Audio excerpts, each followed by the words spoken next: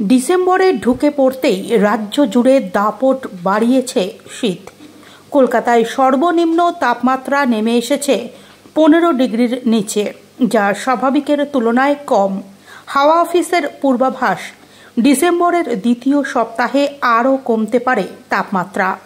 দক্ষিণবঙ্গে পারদ কমতে পারে আরও 3 ডিগ্রি পর্যন্ত। শুষ্ক আবহাওয়া ও পশ্চিমী হাওয়া অবাধে ঢোকার ফলে শীতের অনুভূতি বাড়বে বলেই আজ দুপুর 12টা নাগাদ জানিয়েছে আলিপুর আবহাওয়া দফতর। দক্ষিণবঙ্গের জেলাগুলিতে ইতিমধ্যেই শীতের প্রকোপ স্পষ্ট।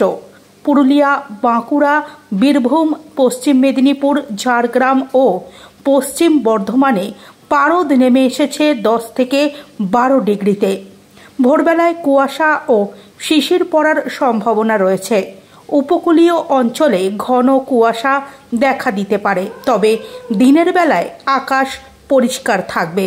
বৃষ্টির কোনো সম্ভাবনা নেই। উত্তরবঙ্গেও শীতের তীব্রতা বাড়ছে। দার্জিলিংয়ে সকালে পারদ নেমেছে 5 ডিগ্রিতে। পাহাড়ে কুয়াশার পরিমাণ বাড়বে, তবে দুপুরের দিকে রোদ উঠবে। নতুন সপ্তাহে গোটা রাজ্যেই শীতের আমেজ আরও জোরালো হবে বলেই আশা। কলকাতায় পরপর কয়েকদিন 15 ডিগ্রির আশেপাশে থাকবে তাপমাত্রা। দিনেও সামান্য পতন হতে পারে বলে পূর্বাভাস।